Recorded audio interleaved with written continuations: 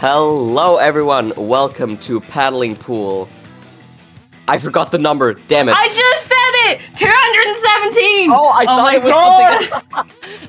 I'm sorry, okay. Paddling Pool 217, I'm Spy, joined by the amazing Zari, you already heard her. Yeah, and we have two teams, being Myopsidus and the Flying Dutchman.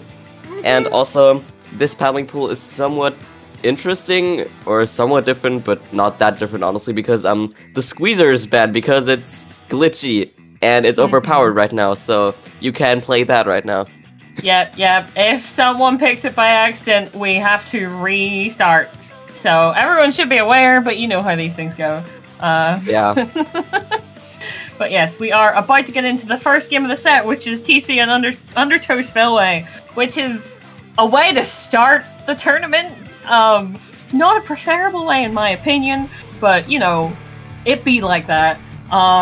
Map pools, it's in there.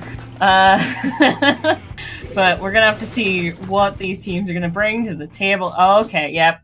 This is what we'd expect from Flying Dutchman. We've seen them on stream maybe 2 or 3 paddling pools ago at the beginning of the group, so this will be interesting. Okay, that's one way to open. Yeah, definitely. I mean, they immediately got all picked off. Only the T-Tech is left, so that was an incredible opening by the Flying Dutchman. And also, this is like the last tournament of the pole season, so enjoy it while you can without a 190p wiper deco. Yes, indeed. Already they're at the first checkpoint. They're getting through it, but are they gonna? It does look like they're gonna be able to keep going. And they get through it. There we go. Are they gonna be able to be stopped? It does look like Wog's gonna have to back off here. I can never say.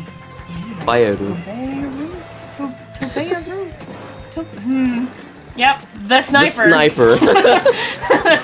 The Flying Dutchman sniper. But yes, this is looking like it's gonna reset. Are Myopsidus gonna be able to actually get some points on the board here? It's looking like they might be. Yeah, like they just got the first checkpoint, and now they may be ready to kind of overhaul Flying Dutchman. Even though their first push was really strong, they get up to 31 points, which is really strong for the beginning. I mean, we still have 3 minutes and 30 seconds left, like approximately. And that brush is so aggressive, and it gets 2 picks at the same time. That is just incredible. They are able, Myopsidus are able to get the lead from that, by two points. Oh my goodness. Okay, that is interesting to quickly go that way. There's 2 down on the side of Flying Dutchman there, but the sniper has also been taken out for Myopsidus. And that's a wipeout, so this does look like Myopsidus is going to be able to continue pushing the tower forward. Also, I just found it funny how Nom Nom was literally able to just shark in mid and nobody noticed. Like, they were just sharking mid and they were like, oh, okay, I'm just gonna wait for someone to just come up to me. And like, Nom Nom is so aggressive again. They're like at the staircase right now, and they're just kind of peeking right there. Also, the stamp just goes down like at the same time. I'm sorry, Nom Nom. Yep, yes indeed. That's 3 down for the Flying Dutchman. I don't think they're going to be able to get anywhere near the tower, not in time. And that will be game 1 to Myopsidus. That was a turnaround. It was such a strong start from the Flying Dutchman, but Myopsidus just kept pushing. And there we go. It worked out. They got the knockout. But yes, quite a turnaround. Definitely. I mean, they just counter pushed, and that push was literally just a push to end the entire game. I was like, oh, okay. Yeah, that works. That certainly works. But that will mean we're going to be moving on to the second game of the set, which is going to be Splat Zones on Hagglefish Market. Pretty standard, I would say. I'd expect somewhat similar comps. Like you can do work with a wiper on there. Yeah. Quite nicely, and then you'd expect the chargers to stick around. But maybe change to Myopsidus' charger might change to Firefin or an E-leader if they're comfortable with that. I mean, maybe. I feel like they could just use an E-leader. I feel like it's just a really strong pick on this map, but Zekofin would not be bad either because it could just paint the zone when they just kind of need to recap. But I feel like the Viper could stay. I feel like that's just a solid pick, especially for flanking. Maybe a T-Tech for some aggressive play. Yep, I'd imagine so. I'd expect them to. On the side of Flying Dutchman, I think they will mostly stay the same. I think Wug almost always plays Junior, and that can very much work because you can just put the bubble on the zone. Good luck painting that. And the bubble got buffed, so so it covers even more of the zone. Yeah. But you can't put it on the pole, so that's a disadvantage. So instead, just put it in front of the pole if you can get there. Or behind the pole, or next to the pole. Can. Or somewhere beside the pole, you know. Exactly. Gotta defend pole, right? Like it's the last day of the pole season. We have to defend the pole. It's kind of sad that Wahoo isn't on here because we could just praise the Wahoo pole for the last time in pole season. But right, we do have an E-leader on both sides, and the juniors still here, still have pretty much similar comps to before. Maybe even the same. Did they have a tank last round? I think it so. Didn't make that much of an impact. But already we've got Myopsidus with first points on the board and continuing to work on those. Flying Dutchman really need to get control of that and watch out for flanks! Watch out for flanks! Yeah. It does seem like both snipers go down though. And that's 2 down for Myopsidus, which will mean that Flying Dutchman is able to get a bit more of a foothold here on the zone. Ooh, important. That was really insane. Yeah. Like I didn't expect them to be able to kill the Viper because it just feels so impossible to red the Sam using a brush. It just kind of seems unreal. Like Nom Nom is flanking again against the Junior, but the Junior is being covered by the sniper. It's just a good double teaming, in my opinion. And now I feel like Wug is gonna be able to set down a big bubble. Oh, okay. Able to set down a big bubble, but just not survive to be able to utilize it. But that does work as a very good jump point for the sniper. I was about to say their name again and butcher it. But already we're down to sub 30 points here for Flying Dutchman. Myopsidus need to get back in here, and they're using those tri-strikes, but it doesn't flip the zone for them. Though 2 people being dead on the side of Flying Dutchman, and that rain will do it for them. I feel like now the Flying Dutchmen have some good mid control, and I feel like the flank is gonna just kind of not be expected by them, and what gets picked off by the Nautilus flanking, and now the Nautilus is in a kind of 3v1 situation, but like one person is dead and the other person dropped. So like now now Myopsidus is in a really good situation where they have a lot of control over the map. Now they can just maybe poke a little bit more and also use some special really aggressively. Like we see the tri-strikes going off, but the Flying Dutchman are also kind of countering with the Killer Whale. And now the stamp is going in, and it gets shredded by the crab. It was so close though. Yes, very much so. Myopsidus was trying to hold on to that zone, but it does flip in the favor of Flying Dutchman. And the snipe is able to get one, and then another goes down to that bomb. This is not ideal for Myopsidus. They need to be getting that zone back at some point soon. But at the moment, they do have time to play with, as there are those penalty points to work through. And I was just really scared for the Nautilus there because it almost got picked up by the bomb. Because like also the Wavebreaker hit them, so I was really scared for them. But they still survived, but now it's kind of bad for Myopsidus because only Nom Nom is alive. And they're fighting for their lives, getting a pick. But Flying Dutchmen are just, they just have the upper hand, they have a numbers advantage. like about a numbers advantage. And they also have the zone, but it gets capped, I think. Yeah, it does get capped. Yeah, it gets capped, and that bubble is not going to be of very much use to Flying Dutchman there. I'd also like to mention, this happened a wee while ago, but there was a moment where I noticed that the two snipers killed each other at the exact same moment. It was quite beautiful. I just wanted to point that out. But yes, this is...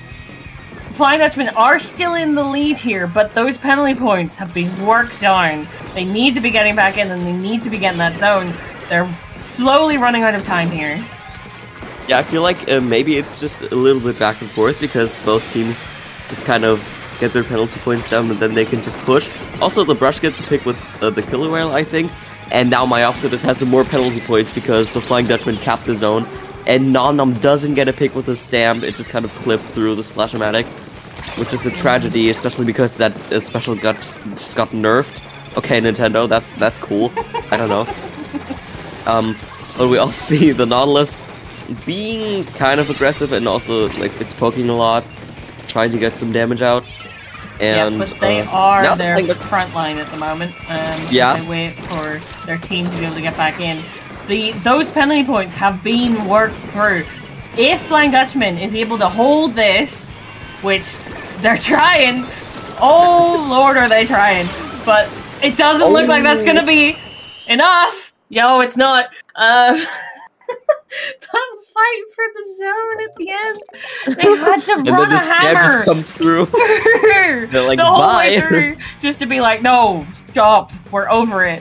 We're done. But that will mean that that is game 2 to Myopsidus. That was very, very close though. It could have gone either way. And I think it only ended up going to Myopsidus because they were able to hold on just that bit longer whenever they had the zone, right? Because Flying Dutchman, like, they worked through penalty points, but they weren't really able to add on to their score that much in comparison to what Myopsidus was able to do there. And because of that, well, there we go. Our first game, our first set even, goes to Myopsidus. True. Like, that was... I just loved how the stem was just sweeping through everyone. I feel like that's just one of the great stem moments, even though it got nerfed, which was really unnecessary. Honestly, Nintendo, what the hell? You don't nerf missiles, but you nerf the special that has just become good, and now you just nerf it again? Okay. To be fair, it sounds exactly like what Nintendo would do. True. This is not too new in that fact. Once you start having fun with a special, then it's broken, it's busted. Gotta nerf it. No way. Can't be having it like that. Yeah. But yes, in lieu of taking a break, shall we talk about the changes? Because I am pretty sure you have a lot to say. Yeah, I mean, they nerfed Splash, but honestly, that change is so minimal. Honestly, like, I saw a clip on Twitter, I was like, what the hell, Nintendo? You release a balance patch, like, 2 months after the last, and it's so minimal, like, that Splash nerf is barely anything. Like, it's 2 centimeters of less paint, and that's it. And, like, Machine got nerfed really hard. I mean, the interval between splashes is now 5 frames longer, which is really, really not good for the weapon. And, Stamp got hit hard, like Stamper, like, the horizontal slash is kind of thinner, and it has 30% more ink consumption. Which is, yeah, now people will have to play a lot of Main Saber. Yeah, doesn't that also hits its special, right? Because it's based on the ink tank. So, that means you get less slashes per... Yeah, you basically just have to play Main Saber in order to have, like, the weapon be as good as it was before. Which also means you can't really play QR Stamper anymore, because you just need a full QR set, but you can't have that right now because you need Main Saber. Yeah, you're gonna have to start making choices, is what that means. Absolutely. But yeah, like some of those, especially some of those new weapons, why does Nintendo always do this thing where they're like, here's a new weapon, but it might be too broken, might be too busted. Let's just give it a terrible kit. And then that's fine. It's fine, right? Put a reef slider on it, put a sprinkler on the blaster, it's fine. That's a blaster kit, right? Right? No, we don't need, it doesn't need reef slider, why? And then what was the other one? I was like, what?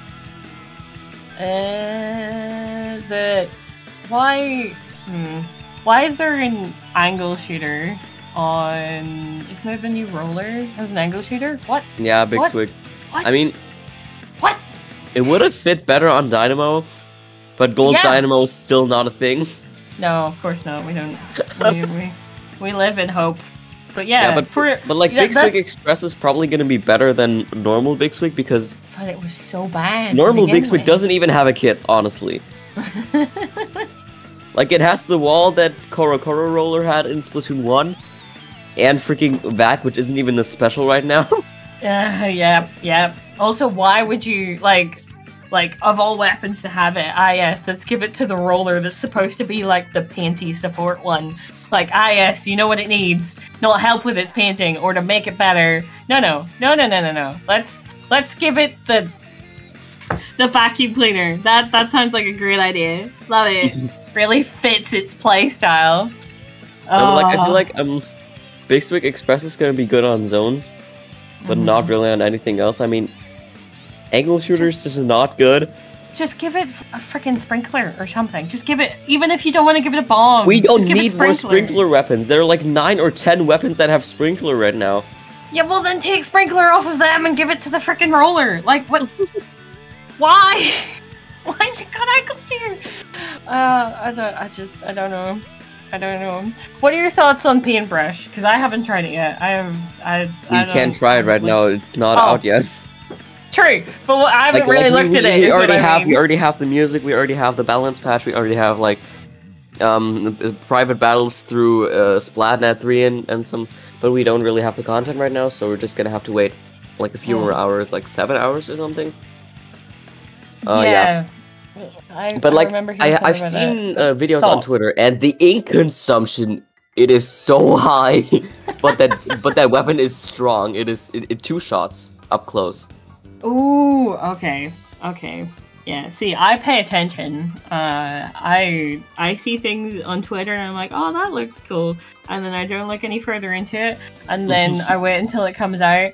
And then I'm like, so this is what they were talking about.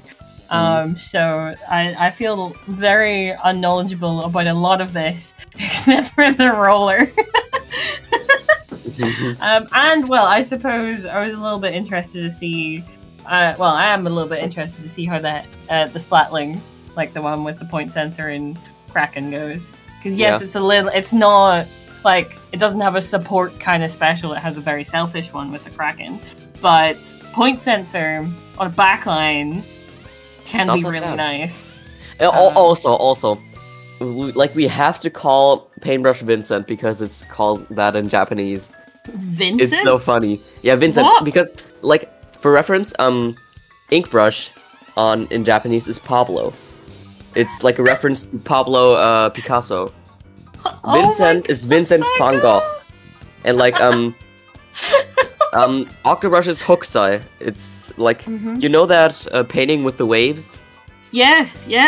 Like, it's like the Japanese painting with the waves. Like that's the creator of this painting. Oh my god. Yeah, no, Madura, I saw like your comment with Vincent. I was like, oh yeah, we should just call it Vincent. And competitive as well. Like, you just say, oh, Vincent killed me. Oh my god, I didn't know that. How have I gone so long without knowing that? That's so cool. And such a cool way to, because they are obviously paintbrushes. Yeah. Kind of represent that. Hell yeah.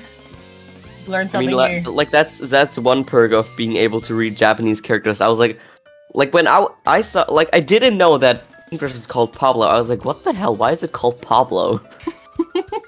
To be fair, that is like a very like out of left field thing, because you don't immediately think, oh yes, like Picasso. You know, it's not like that's not what comes to mind. You're like Pablo, huh? What? Pablo? Pablo the paintbrush? I'm so confused. Yeah. So absolutely makes sense. Oh yeah. Also, you can just refresh in this kind of invitational menu. It is so huge for pools because pools were just a catastrophe. Because you could not refresh that freaking page. I was like, why? And they implemented it. I'm so glad, Nintendo. Thank you. That was one W. Also, speaking of W's, they fixed the Repening Copolis Splatling emote. Like earlier, it was just floating in the air, and now they actually hug it.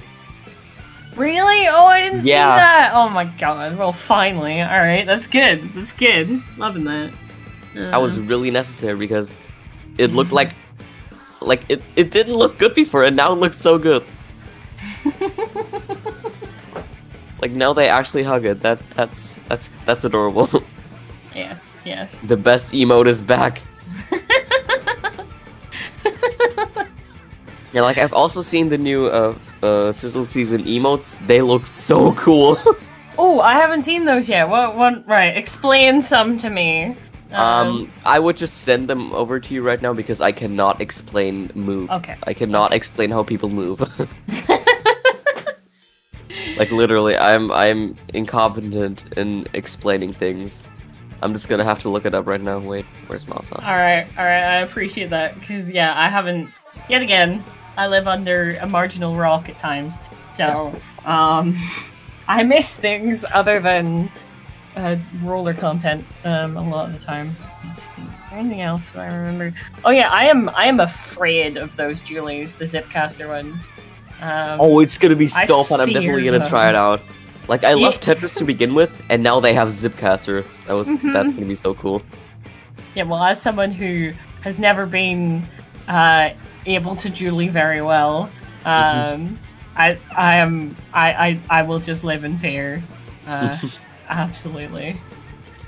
I mean, I mained N-Parry Dualies and Splat Dualies and Dapple Dualies at the beginning of Splatoon 2. I mean, I was just a casual, but like, it was so fun.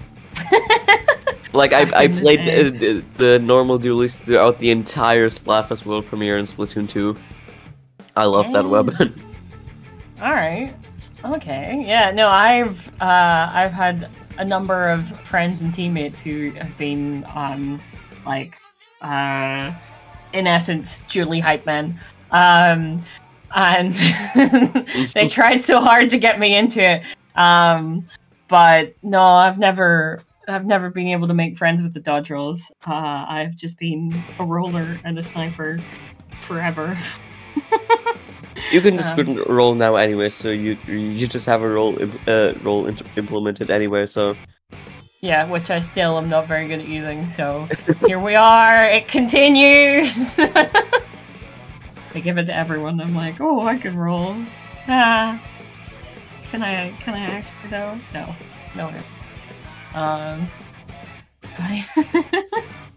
I just find it funny how you can basically roll 5 times with Tetras. 1 squid roll and 4 tetra rolls. That's kind of insane. Yeah, no, it is. Yet again, as someone who doesn't play Tetras, it's palpable, the fear, whenever they just don't stop, right? They just keep rolling, and you're like, oh my god, when's it? I don't know when to try and kill them, because they'll just dodge roll out of the way again. I mean, I feel like the only dualies that I don't like are Glugu dualies. Or VDS. Fair enough. Yeah, I remember trying the Glugus, because I've played 96 as well for a long time before. And I was like, it's like the 96 of Julies, maybe I can make friends with these. And no. No. Because you have to focus so much on the fall off anyway.